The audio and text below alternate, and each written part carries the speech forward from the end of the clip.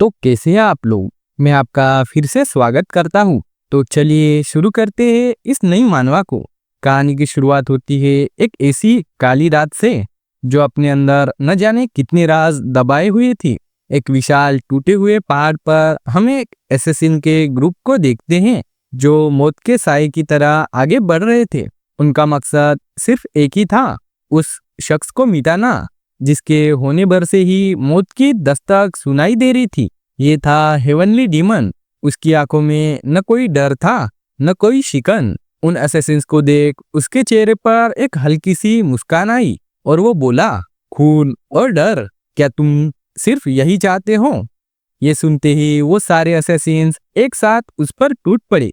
उनके हथियार हवा को चीरते हुए आगे बढ़े, लेकिन हेवनली डीमन वो ऐसे शांत खड़ा था मानो ये कोई बच्चों का खेल हो। उसने धीरे से अपना हाथ उठाया और कहा, अगर तुम्हारी यही ख्वाहिश है तो मैं इसे पूरा करता हूँ। और बूम, एक पल, बस एक पल में ही वो सारे हथियारे राख बन गए। उनकी पूरी बॉडी गायब हो गई और हवा में तैर रहे थे सिर्फ उनके कपड़ों के चिथड़े। और फिर आसमान से पानी की नहीं, खून की बारिश होने लगी। उस खून की बारिश में भीगते हुए हेवनली डीमन ने आगे देखा और एक ठंडी आवाज में कहा, तुम लोग काफी कमजोर निकले। ये शब्द आगे बचे हुए असैसिन्स के कानों में तेजाब की तरह उतरे। उनकी रूह तक कांप उठी थी। गुस्सा, डर और लाचारी उनके चेहरों पर साफ दिख रही थी। तभी हेवनली डीमन अपने हाथ में एनर्जी को इकट्ठा कर उन पर अटैक कर देता है। वो एक तूफान की तरह उनके बीच से गुजरा, हर एक वार दर्जनों की जानें ले रहा था। और इस पूरे कत्लेआम के बीच वो जोर से चिल्लाया, अपनी आंखों से देखो सोल ऑगमेंटिंग आर्ट की असली पावर। तभी जमीन जोर जोर से हिलने लगी। असैसिन्स डर के मारे इधर उधर देखने लगते हैं। अचानक पूरी जमीन आग के गोले की तरह हिलने लगी। इससे पहले कि कोई कुछ समझ पाता, जमीन फटती है और उसके अंदर से दो विशाल हाथ बाहर निकल आते हैं। ये देखकर असैसिन्स की हिम्मत जवाब दी गई थी और वो अपनी जान बचाकर भागने लगे, लेकिन वो जायंट हाथ उनका पीछा करने लगे। जमीन पर उनके विशाल नाखूनों के घसीटने के निशान बन रहे थे। तभी उनमें से एक हाथ चीखते हुए हथियारों के ग्रुप को पकड़कर हवा में उठा लेता है। उस हाथ ने उन सबको एक साथ ऐसे पकड़ लिया जैसे वो कोई कीड़े मकोड़े हो। उस जायंट हाथ में फंसे हुए लोगों की हालत बद से बदतर हो रही थी। और फिर उस हाथ ने अपनी मुट्ठी बंद की, हड्डियों के टूटने और एक भयानक चीख की आवाज, और उन सभी को बेरहमी से कुचल डाला। शांत रात में एक बार फिर से खून की बारिश होने लगी। हर तरफ सिर्फ तबाही का मंजर था। इस जीत को देख हेवनली डीमन के चेहरे पर एक शैतानी हंसी आ गई और वो बोला, क्या ये हेवनली डीमन बनने के लिए आखिरी कैंडिडेट थे? और वो जोर जोर से हंसने लगा। लेकिन अचानक कुछ होता है, उसकी हंसी दर्द में बदल जाती है। वो अपने सीने को पकड़ लेता है मानो उसका दिल अंदर ही फटने वाला हो। वो खून उगलते हुए जमीन पर गिर जाता है और कहता है, क्या ये शुरू हो गया सोल ऑगमेंटिंग डिमोनिक आर्ट का रिकॉइल? तभी जमीन से अंधेरे साए और अनगिनत तड़पती सोल्स निकलने लगती है और उसके चारों ओर घूमने लगती है। उसके चारों तरफ हजारों लाखों सोल्स उभरने लगती है। ये वही सोल्स थी जिन्हें उसने अपनी पावर के लिए मार डाला था। दर्द में डूबी आंखों से वो कहता है, मुझे लगा मैं बाकी सभी हेवनली डीमंस को पीछे छोड़कर इस पूरी ताकत को सह पाऊंगा। लगता है वो मेरा सिर्फ घमंड था। तभी अंधेरे से हजारों आंखें उसको घूरने लगती है और फिर एनर्जी की बनी बेड़ियां निकलकर उसके हाथ पैरों को जकड़ लेती है। बेबस पड़ा हेवनली डीमन बहुत ज्यादा लाचार और निराश लग रहा था, लेकिन तभी वो एक बार फिर से मुस्कुराता है और कहता है, क्या तुम मुझे नर्क में भेजना चाहते हो? आखिर किसकी इतनी हिम्मत जो मुझे मजबूर करे? वो दहाड़ लगाते हुए अपनी पूरी ताकत से उन चेन्स को टुकड़ों में बिखेर देता है। लेकिन तभी अंधेरे को चीरता हुआ एक चमकीला डिवाइन बॉल उसके सामने आ जाता है। उसे देखते ही उसकी आंखें फटी की फटी रह जाती हैं। उसकी पूरी बॉडी धीरे धीरे गायब होने लगती है। अपने आखिरी पलों में वो मन में सोचता है, सोल ऑगमेंटिंग डिमोनिक आर्ट एक ऐसी टेक्निक है जो सोल्स को एब्जॉर्ब करती हैं। अगर मुझे अगली लाइफ मिली तो मैं एक बिल्कुल अलग रास्ते पर चलना चाहूँगा, एक शांत और सुकून भरी जिंदगी। और इसके साथ ही हेवनली डीमन वहाँ से गायब हो जाता है। लेकिन असली कहानी यहीं से शुरू होती है। तभी हमें एक खूबसूरत शहर को दिखाया जाता है। एक शांत तालाब के किनारे एक लड़का गहरी सोच में डूबा हुआ था। तभी एक लड़की की आवाज आती है। वो कहती है, यहाँ से चलिए, इससे पहले कि खाना ठंडा हो जाए। ये थी सोसो, गोल्डन वॉल मर्चेंट की एक मेड। ये सुनते ही वो लड़का पलक झपकते ही सोसो की गर्दन पर हमला कर देता है। इसके इरादे साफ थे, वो उसे जान से मार डालना चाहता था। और ये था ब्योक टेसन, गोल्डन वॉल मर्चेंट का दूसरा बेटा। तभी सोसो गुस्से में चिल्लाते हुए कहती है, आप कुछ दिनों से बहुत अजीब बर्ताव कर रहे हो। चुपचाप अपने कमरे में जाकर खाना खाइए। आगे से अपनी सोच में डूबा टेसन कहता है, मैं उसकी गर्दन तक नहीं काट पाया। कितनी कमजोर बॉडी है ये। पानी में अपनी हेवनली डीमन की परछाई को देखकर वो कहता है, मुझे अभी तक इस चेहरे की आदत नहीं हुई है। ये किसी लड़की जैसा दिखता है। और तभी हमें पता चलता है ये कोई और नहीं बल्कि वही हेवनली डीमन है जिसका इस लड़के की बॉडी में रीइंकार्नेशन हुआ है। तभी सीन शिफ्ट होता है। हमें खाने की टेबल पर टेसन को बैठा देखते हैं, लेकिन उसकी आंखों में भूख नहीं थी बल्कि अपनी लाचारी के लिए नफरत थी। वो अपनी बॉडी को घूरते हुए मन में कहता है, ये बॉडी किसी कचरे से भी बदतर है। आगे से सोसो कहती है, मास्टर प्लीज ऐसा मत बोलिए, आप जल्दी ही ठीक हो जाएंगे। मैंने सुना है कि एक बहुत ही ज्यादा फेमस फिजिशियन यहाँ पर आने वाले हैं। सोसो की बातों को सुन टेसन का गुस्सा और बढ़ जाता है और वो मुंह लटकाते हुए कहता है, आखिर तुम किस घटिया फिजिशियन की बात कर रही हो। सोसो उसे समझाने की कोशिश करती है और कहती है, चलिए भी अब ऐसे बिहेव मत कीजिए। जल्दी ठीक होने के लिए आपको पॉजिटिवली सोचना होगा। आगे से टेसन मन ही मन खुद को कोसता है और कहता है, 10 दिन हो गए जब से मैं इस कमजोर बॉडी में जागा हूँ। ये बॉडी वुहान के सबसे बड़े merchant group golden wall merchant के दूसरे बेटे का है। जब मैं बिस्तर पर जागा तो इस कमजोर बॉडी की वजह से ठीक से खड़ा भी नहीं हो पा रहा था। मुझे समझ नहीं आ रहा था आखिर मैं हूँ कहाँ पे। ये बॉडी पूरी तरह से बेकार है। वो खुद से अपने कपड़े तक नहीं पहन सकती और ना ही खाना खा सकती है। अगर उसके पास कुछ है तो वो है सिर्फ उसका खूबसूरत चेहरा। लेकिन सबसे बड़ी मुसीबत ये थी, उसकी सारी मेरिडियन टूटी हुई थी, जिसका मतलब ये था कि वो कभी भी मर सकता है। और वो सोचते हुए कहता है, मुझे यकीन नहीं हो रहा कि मुझे मेरी दूसरी लाइफ में ऐसे जीना होगा। लेकिन हेवनली डीमन हार नहीं मानता।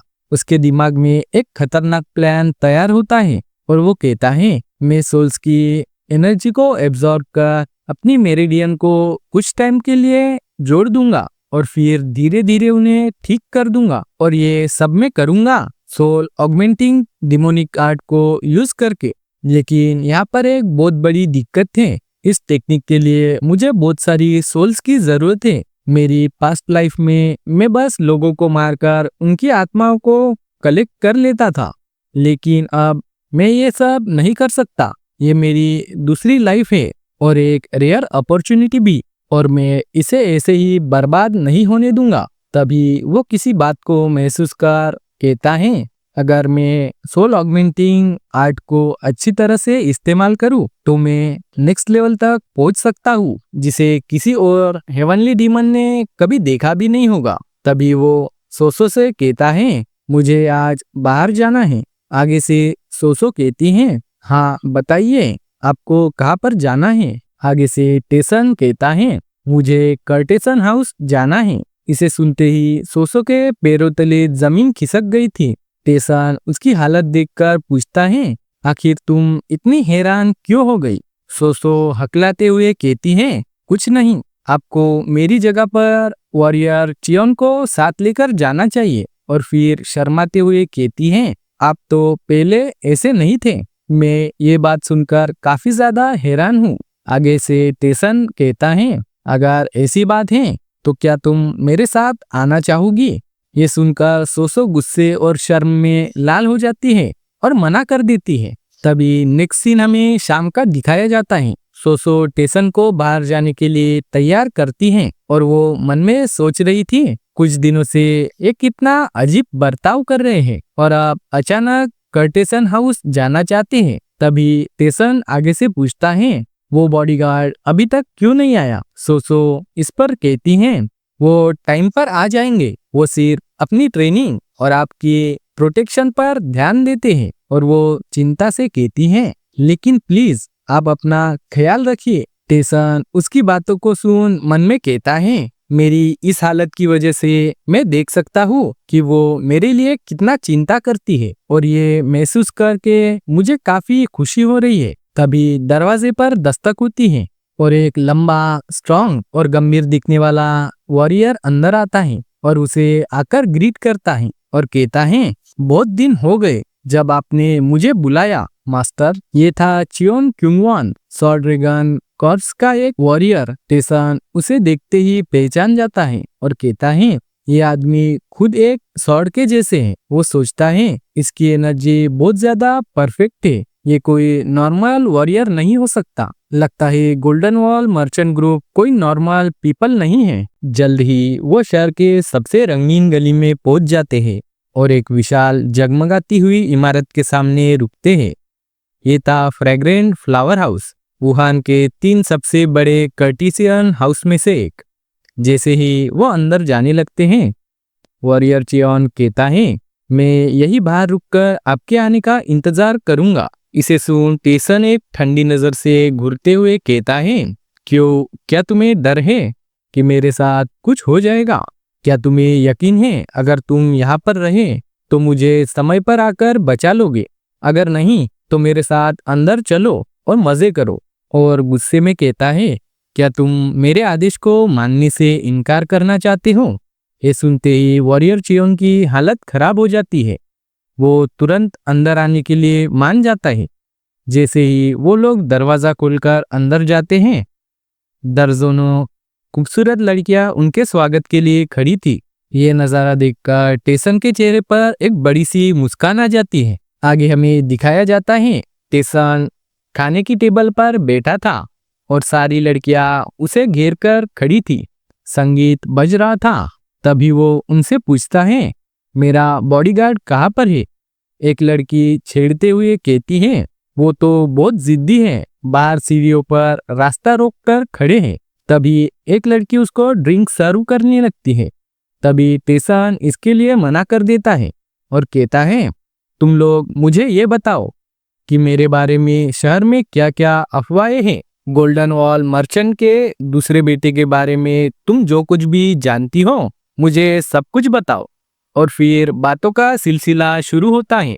टेसन को पता चलता है कि उसके पास सिर्फ 1000 सोने के सिक्के, एक छोटी सी जागीर और विरासत में मिले कुछ कर्टिसन हाउस है। ज्यादातर ताकत और संपत्ति उसके बड़े भाई ब्योक टेसो को दे दी गई है। ये एक ऐसी जानकारी थी जो उसे घर बैठे कभी नहीं मिलती। तभी टेसन अचानक से खड़ा हो जाता है और कहता है बातें बहुत हो गई, चलो अब शुरू करते हैं। तुम सभी को एक साथ संभालना मेरे लिए मुश्किल होगा। वो एक लड़की की तरफ इशारा करते हुए कहता है तुम मेरे लिए काफी होंगी। तभी सीन चेंज होता है। हमें टेसन और उस लड़की को रूम के अंदर दिखाया जाता है। चियोन बाहर पहरा दे रहा था। तभी टेसन पूछता है कि वो यह काम कब से कर रही है। लड़की जवाब देती है 10 साल हो गए।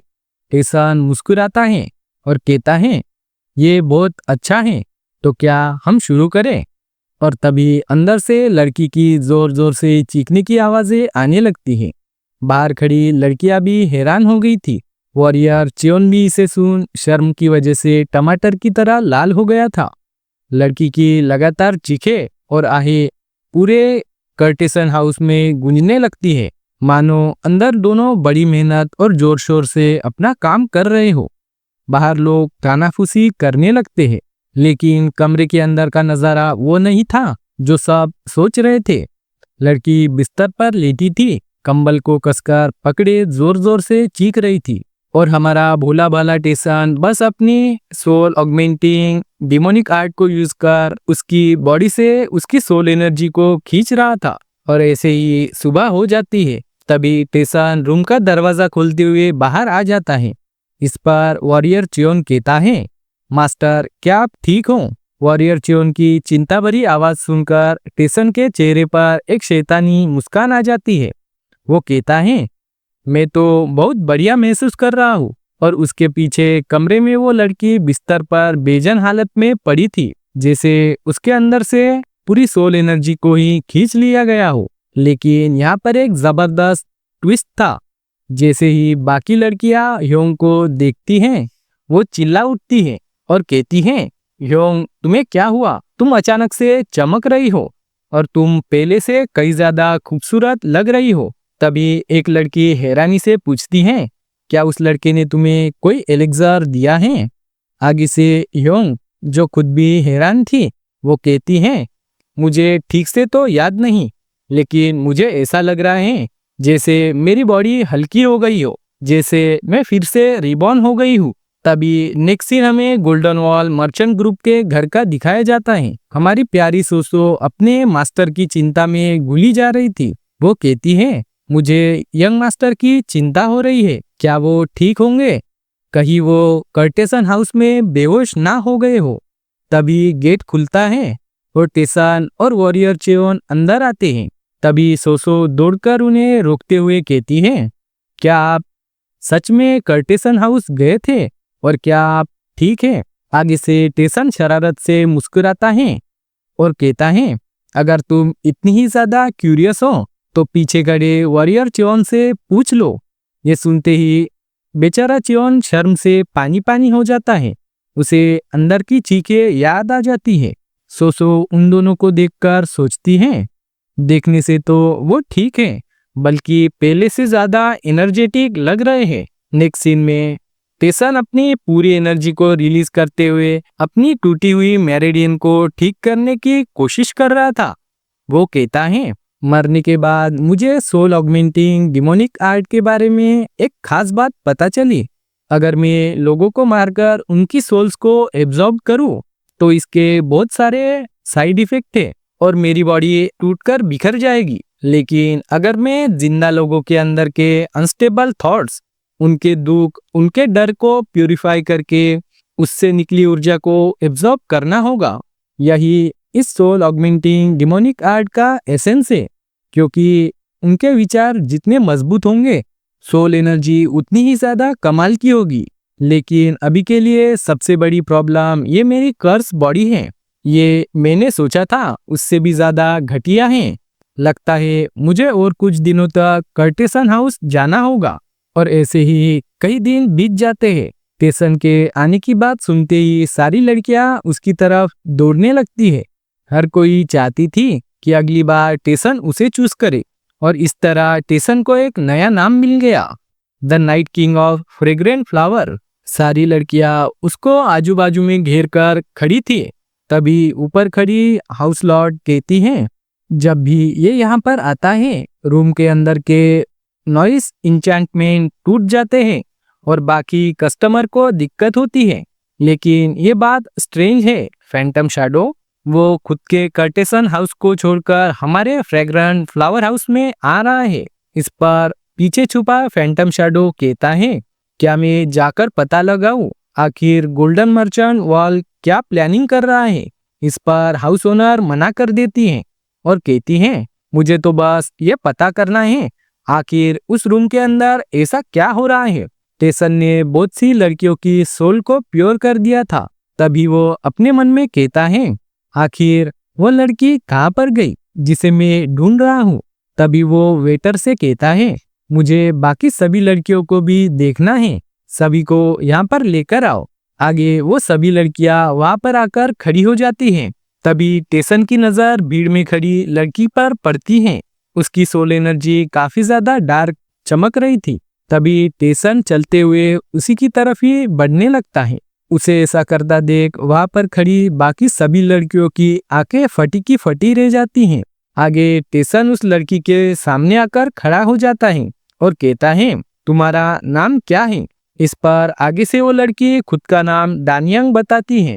इस पर टेसन हंसते हुए कहता है, मैं आज के लिए तुम्हें चूज करता हूँ। बाकी लड़कियां चुगली करते हुए कहती हैं, मुझे यकीन नहीं हो रहा, उसने सबसे ज्यादा घटिया लड़की को खुद के लिए चूज किया। आगे टेसन डानियांग को लेकर रूम में जाने लगता है और वॉरियर चियोन साइड में खड़ा था। तभी टेसन डानियांग को देख कहता है, इसके अंदर बहुत सारी डिप्रेसिव एनर्जी स्टोर्ड है। और रूम का दरवाजा खोलते हुए कहता है, मैं उसकी सोल एनर्जी को खुद की मेरिडियन कोर को कनेक्ट करने के लिए यूज करूंगा।